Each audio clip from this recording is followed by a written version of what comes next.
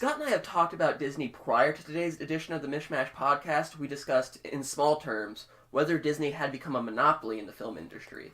And in an update to that, it's worth noting that, so far, the domestic box office total of Black Panther is more than the next 7 highest-grossing films of 2018 combined.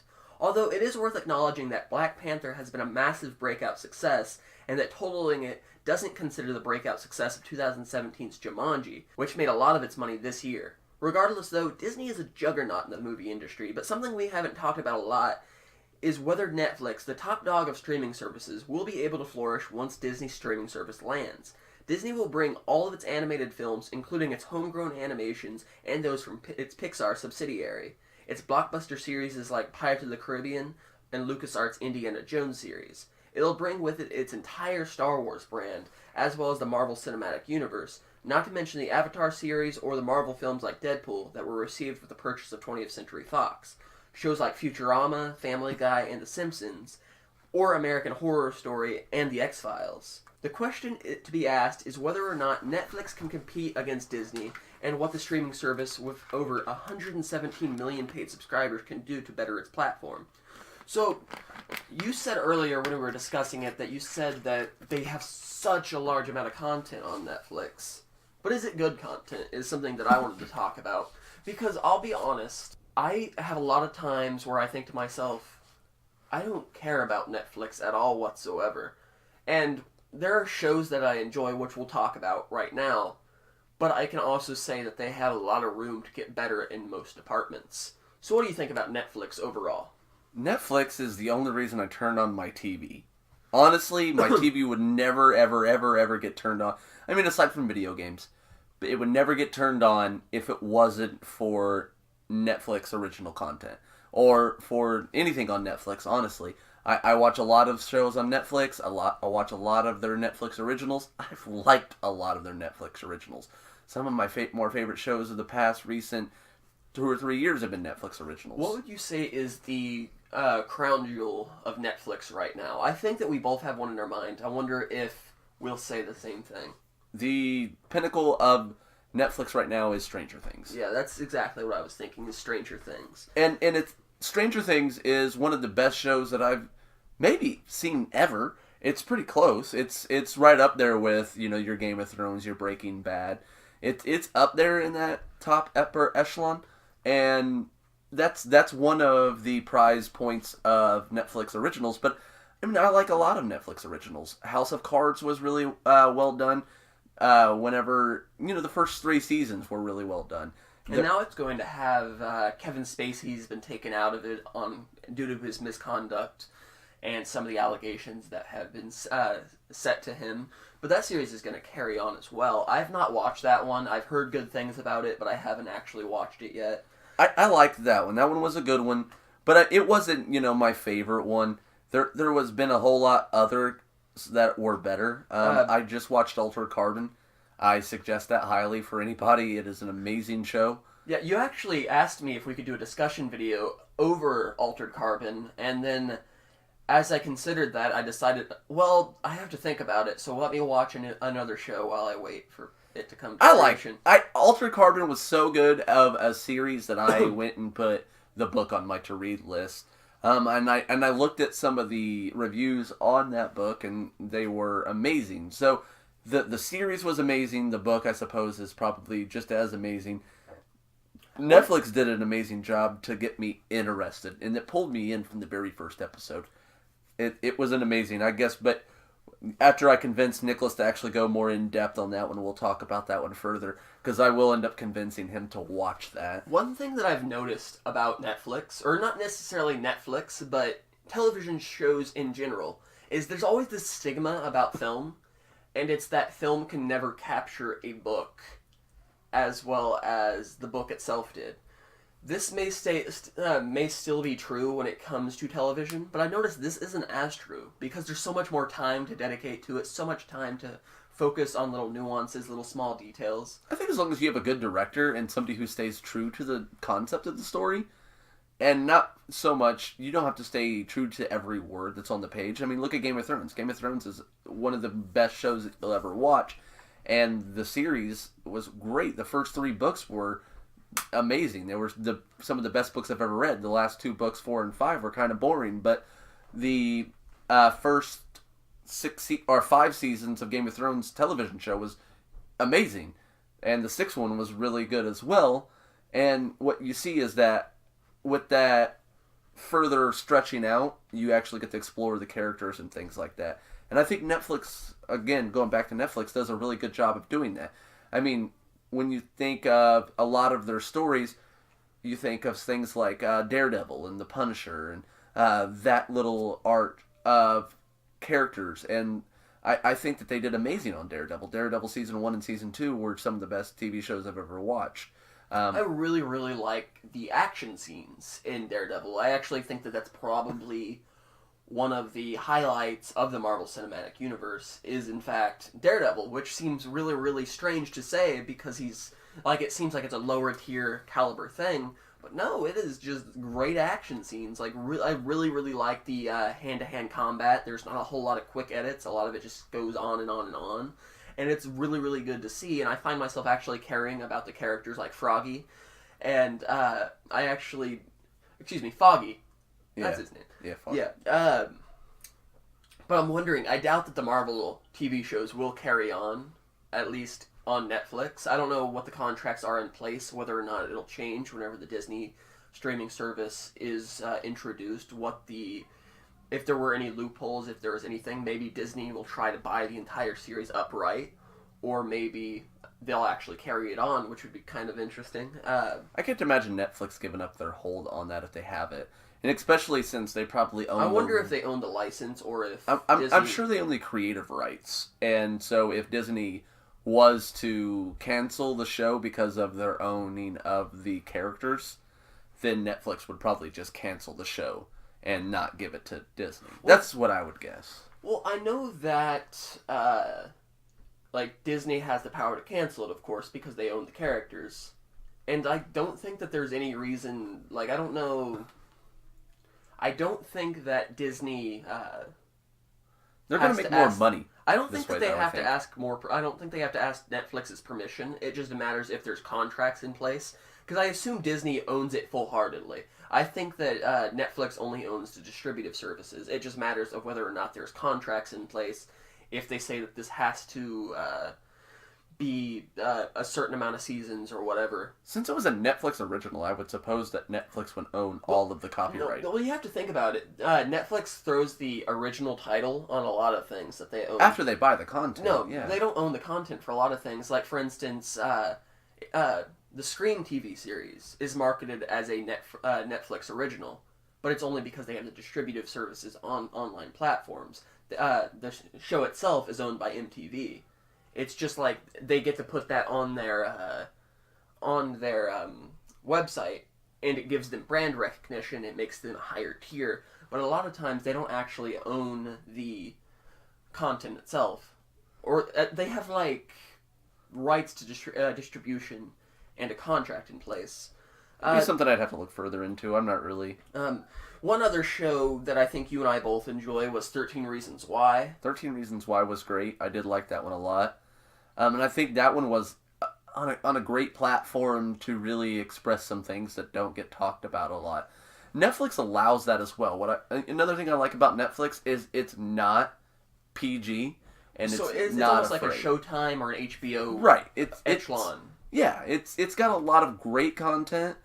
Another couple other ones. Narcos was really good. Bloodline. I started watching that one. It was good. I didn't finish it, but the beginning of that was amazing. And they remind me of, Netflix or HBO type, Showtime type shows where they are more intense. They are more character driven.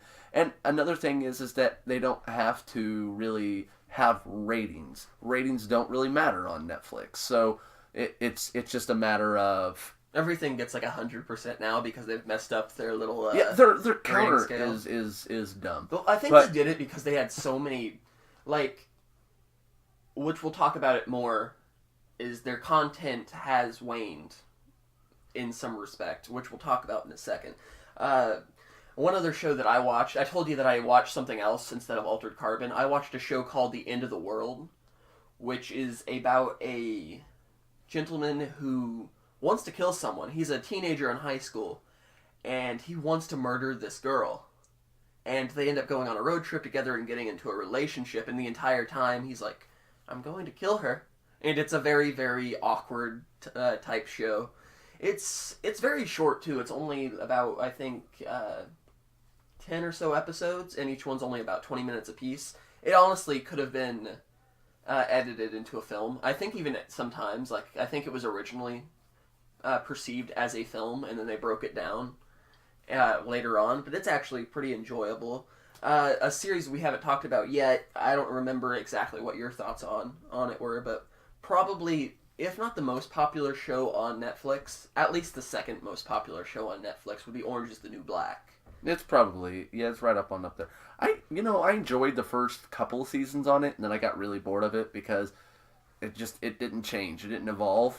I actually want to touch on that, is I think that the latest season, I don't know what people's thoughts were on it, but there's essentially... very negative. It was a very negative... I think it was the best season so far. It wasn't, like, heinous. They weren't, like, going, like, this is the worst thing I've ever seen. But I think that it's probably my favorite season of the series so far because it was just chaos. And one thing that I think Orange is the New Black actually started to wane later on. And the reason it started to wane is because it got so much focus on so many characters that it forgot the central plot. Like, it was about Piper and her adjusting to prison life, so on and so forth. And then by season 3 and all this stuff, I'm like, she's not the main character anymore. She's not, like, it's not really about her as much. Like, it brings the focus over to her every now and again. But really, it's just about all these characters, which is great, which is a wonderful thing, because there's a lot of good characters in it, like Red, who I think is fantastic. But really, it's just so much going on that it's difficult to narrow in your focus on one thing or another, and therefore the plots start to get muddied, and they start not having that amount of care to them. But I think with the latest season, which was basically a prison riot, or thing going under siege for a very, very long time, it carried on for pretty much the entire season. This season only lasted like a couple days, the entire season, and it was probably one of the most entertaining seasons thus far, at least in my opinion. And that's one show. There's The OA, which is a smaller title that you and I both watched. There was Mindhunters, where I actually wrote a review on that on the Mishmashers website that I really enjoyed. I thought Mindhunter was amazing, and I thought the content there was really well done. Another thing about Netflix is that I'm thinking about all the other streaming websites, and one of the things it does is it does have such a wide array of things, and they let the characters and they let the directors, they let them go. And one of the things I'm really scared about with Disney is that everything that Disney touches, you can tell that it's Disney. I actually wanted to talk to you about that at one point. I never got around to it. You were talking to me about Star Wars and how it's changed. I think that, like you said, that it's gotten cheesier, sillier. I think that you need to rewatch the prequel trilogy, because I watched the prequel trilogy. Yeah, but it's and those it's are the cheesy, cheesiest it's cheesy piles in a of garbage. different way. It's cheesy in a different way. This is like almost cheeky, cheesy. It's like I guess you could say it's like a wink and a nod. Right. It's a lot different. Yes, the prequels. You said to me that they were like watching a Marvel movie, and the thing is, I don't think that. I think that I see what you mean, like it's got a cheekier humor. But I think that's almost the sway of the time. That's just what people like. Whereas whenever you go back to the prequel trilogy, it's got humor that just doesn't land. It's stuff that I can see what they're going for with Jar Jar Binks. In some instances, like he tries to be funny, and I'm like, that would have been funnier if you would have delivered that a little better. Right, but the thing is that I'm getting at is that every Disney movie, you can tell it's a Disney movie. There's not a lot of wide array of scopes. They have the same kind of centralized jokes. The coloring's almost all the same.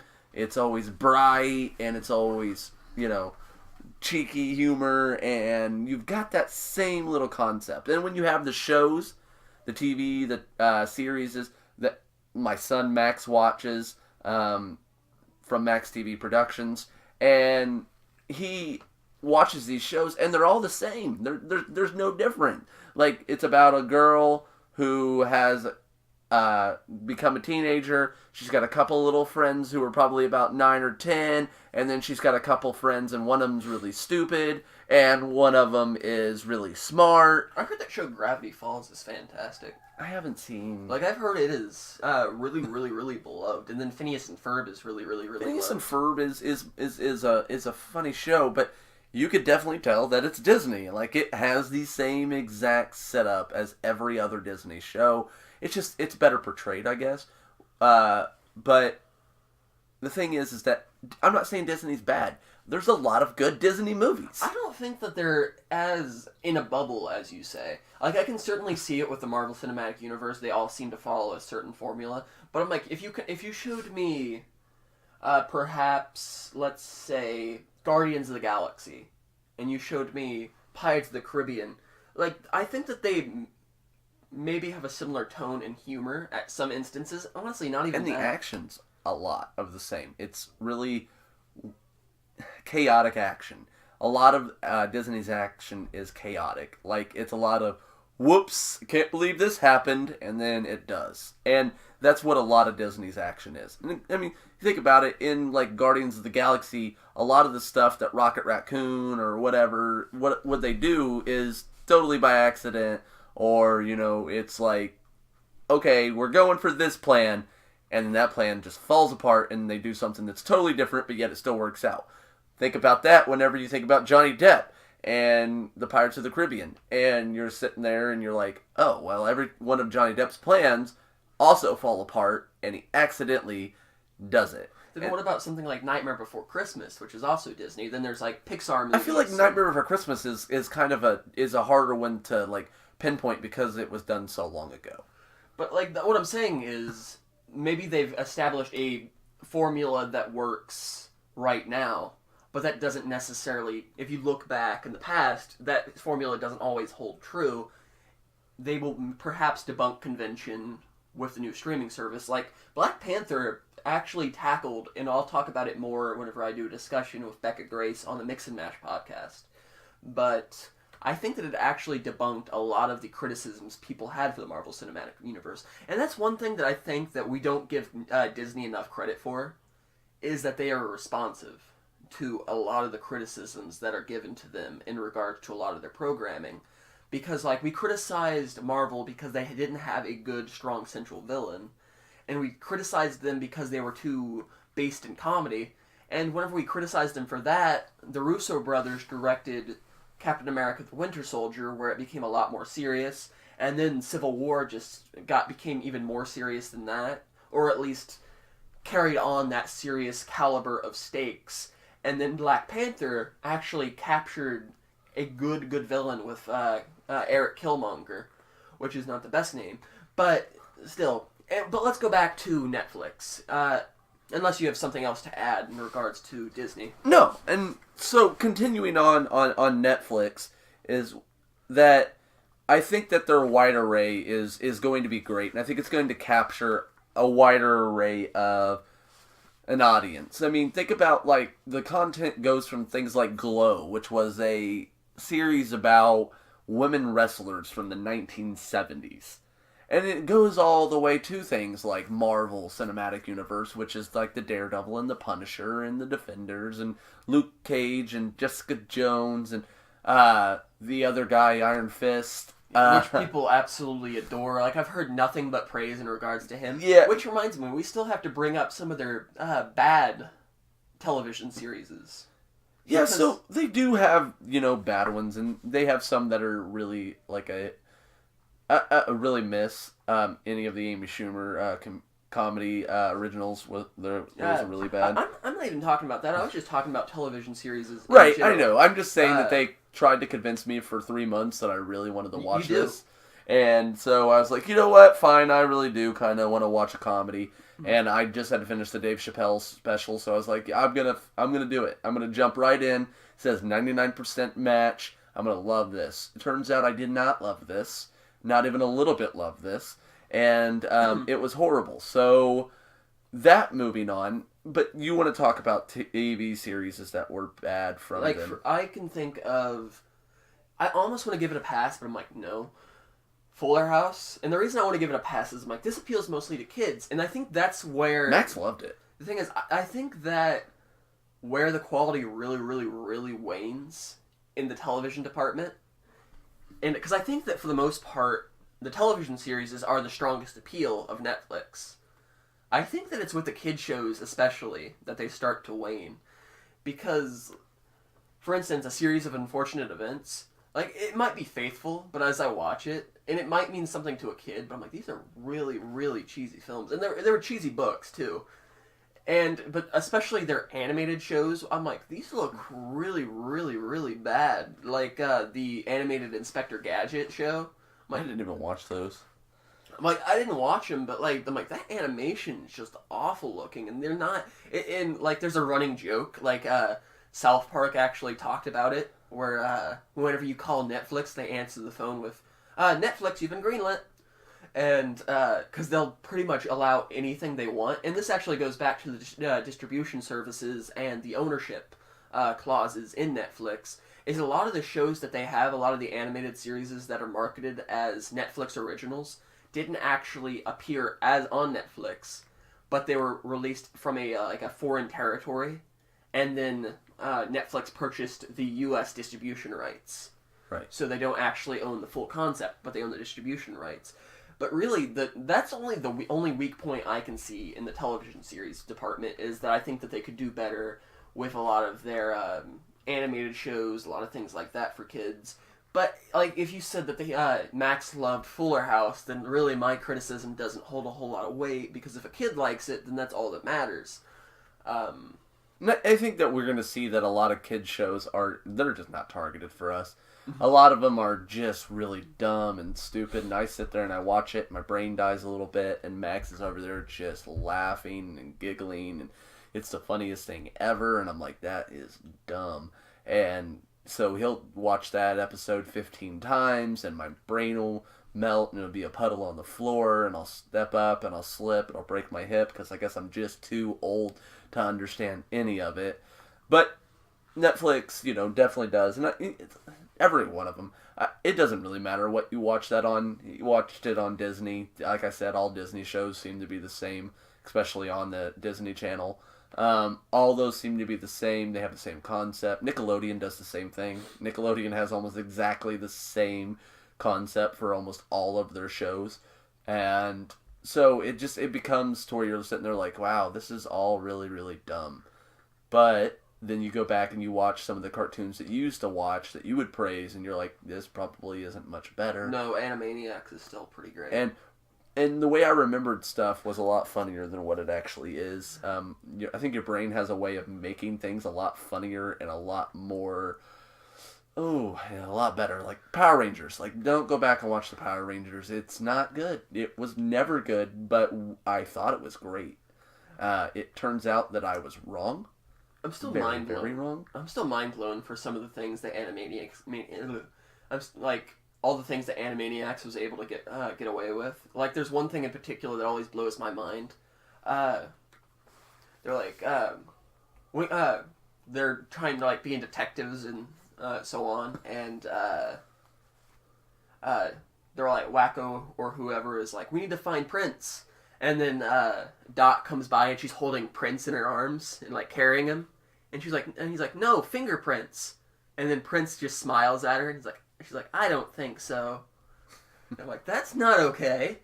But let's talk about the weaknesses of Netflix. The biggest weakness that I can think of, and I strongly believe this, and it's the reason that you said that Netflix has a high abundance of things to watch. I don't actually agree with that. I think that I come to Netflix, and aside from their television shows, there's nothing to watch. I don't want to watch anything besides their television shows. But it's just so bare bones. Like, they've gotten desperate too, and like you can kind of tell their amount of content has dwindled so much, and a lot of times you'll see like Bollywood films start to be put on there, and like a bunch of no-name shows, a bunch of no-name movies and shows that I don't care about. But I think that's the point. The point is that no one's coming for any of that. They're coming for the Netflix originals or the TV shows. That's just supplement. And then, like, so the only thing that they have, it stops being this huge variety streaming service, and it becomes this narrowed down niche, just like we're, like, trying to say that Disney has. But if you compare Disney's, all the things that Disney has against Netflix, I think that Disney's gonna squash it. Like, completely. Disney is going to charge, like I've said, way too much money, and they're not going to get that. That remains to be seen. But like, even if, I don't think that Disney is going to give you all of that content in their streaming services. They're just not going to give it to you. But you're going to have to pay probably for different branches of it. Like, you're going to get this Disney here, then here you're going to get Fox, and then here you're going to get whatever else they have. You're not going to get all of Disney's content in one. Or they're going to do what they do with the stupid vault system, where they only let you have the movies every once in a great while. Like, you could buy Lion King now, but, you know, in like a year, maybe Lion King goes into the vault for 5 years, and you're not allowed to buy it anymore, because they don't put it on to the outside in the stores and things like that. So I don't think, you're not going to get all of Disney's content. That would be... you're going to get a lot. I don't think you're going to get a lot, because they're just not going to give you that content for free. They still want you to go buy the... It's not for free. It's going to be for the streaming service, which you get like a monthly payment. If you're going to pay $9 or in that price range of Netflix or HBO Go or Amazon Prime or something like that, then you're not going to get that. You're going to get... I think you might. I think, actually, not, I don't just think you might. I'm 100% sure in my head, that you will. I'm 60%, 100% sure that is wrong. And the reason I'm saying that is because they're just not going to do... They're going to want you to go out and buy the DVD still. Whenever that DVD comes out, they're going to want you to buy it. DVD sales have been dwindling, and that's why they're trying to combat it. So they're not going to want to kill them. They're not going to want to... But they're not, like, becoming... Aside from perhaps instances where something like Star Wars... I think that you're not thinking about how greedy... Disney is. But if there's more money on the table this way, then they're going to go to the way why that not? leads to more why money. would they think that? Why would they go not? Okay, what they're going to do is they're going to try to sell you that DVD for a long time, and then they're going to try to sell it to you again on their streaming service. Like, they're going to try to sell it to you twice. Yeah, probably. They're going to have it on the streaming service. They're not going to do them both. They're not going to do them both at the same time. They already do them both on Netflix. Like, they have the Avengers or they have the Star Wars. Right, but you look how long it takes. It takes at least 6 months for those to get on there, though. That's what I'm saying. Even if it's just for some of them, but like almost all of them. No, Guardians of the Galaxy Volume 2 came out on Netflix the almost day of whenever it was released. It was on 3 DVD. months. Almost. So Netflix doesn't get things for at least 3 months because of the fact that you see the advertisements like on Family Video's board, like, we get this 3 months before Netflix. Or you see it on Redbox they advertise saying that Redbox gets it so long before Netflix. And see, the reason is because they want to sell it to you twice. These companies do not want to sell things to you one time and then be over with it. Yeah, they want to sell it to you with the streaming service. Times. But with the streaming service, I think that there's a whole lot more money to be gained. I'm not necessarily saying that it's going to be posted day of. It could even be like 2 or 3 months in advance, like that. But even still, that is enough to compete. It's because DVD and Blu-ray sales, unless you're like a Marvel film or a Star Wars series or something like that, they're not going to make a whole lot of money. Whereas it'll have a new life. Right, which is why I don't think the big things are going to be put on there, and they're not going to be put on there at the same time. They're going to be straggled. And the reason they're going to be is because they're going to say, hey, this month you can watch Star Wars for however much money. And then the next month they're going to take Star Wars off and they're going to be like, this month you can watch Marvel. And they're not going to give them both to you at the same time. I can almost guarantee you that their price point is going to be so low that they are not going to do that. And what they're going to do is maybe put it on there one time a year. So that way, if you still want to watch it all the time, you still have to go out and buy it on DVD. Or their collector's units. Or their things like that. I do not think that they're going to give it to you. And even shows like on AMC for Netflix, like whenever Breaking Bad was coming out, or whenever they were putting shows on there for like, I don't know, Shameless, whenever it was on Showtime. Like whenever, so like you're saying like Dexter and them when they get taken off after a few months. They're rotating because Showtime was even smart enough to say, hey, I don't want to give it to you all the But I time. don't think that's why, though. Because they were rotating. I don't think it's because AMC or Showtime had anything to do with it. I think that Netflix didn't want to pay for the license, and that they wanted to keep updating their material. Whereas with this instance, Disney will own the licenses and won't have to pay for them. I don't think that I know they're not going to give it to you. I know the company mindset of Disney, and they're the greediest company of all time. They're the Walmart of movie distribution. They are not going to give you this. I think that Walmart is a wholesome, very, very You don't believe that. Very, very just respectable. because they give you a paycheck every 2 weeks doesn't mean that you actually think that. Nobody thinks that. Sam Walton and the Walton family. In Sam Walton, I trust. The Walton family is the worst family in America, followed by the Disney family. Those two are horrible people. Let's focus on Netflix again. Let's go ahead, because I wanted to mention the movie, because I wanted to touch on this, but the movies in general are where I think... Can you think of any good ones? Because I can think of a whole lot of bad ones. Movies? Bad ones. No, I don't watch movies. For the bad ones, I can think of the Cloverfield Paradox, which I actually did a review of. Then we have the Adam Sandler movies, like Sandy Wexler or The Ridiculous Six. There is films like True Memoirs of an International Assassin, which is basically a Paul Blart caliber film. Then we have films like When We First Met, which I recently watched, has Alexandra Daddario and Adam from Workaholics. And I'm like, that movie was not good either. These are not good movies. Then we have adaptations of anime, like we had the Full Metal Alchemist adaptation, which is, of course, in Japanese. But that movie wasn't good. I actually did a review of that on NJ Today YouTube channel. And I did a review on Death Note, which was actually an American adaptation. That was horrible as well. All the shows are usually pretty horrible. We have some that are kind of okay. We have Hush. Hush wasn't that bad.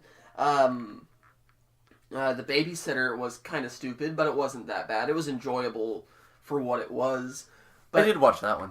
Yeah, there's some films where they seem like they're going in the right direction. There was a film directed by the director of Suicide Squad. He's not very good. Suicide Squad. Can we honestly just say that movies aren't as popular as they used to be?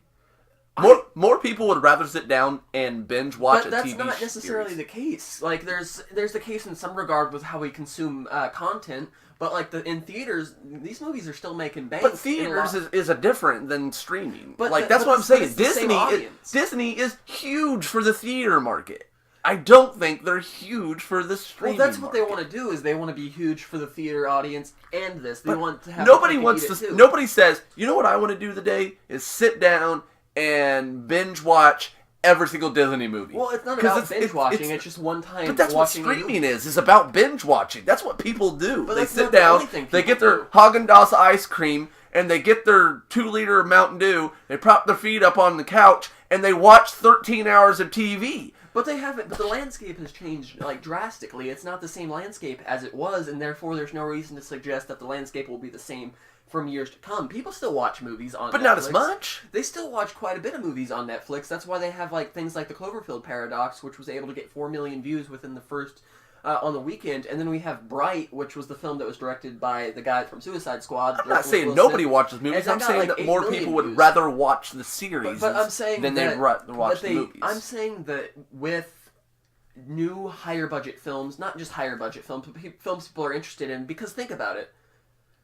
What movies do you have that you were even interested in on Netflix? I don't have any movies that I'm interested in at all. But but not movies just are too long. Think about with the attention public span. Audience. I'm thinking about it. With the general attention span of the general audience, nobody wants to watch movies that much. What do you?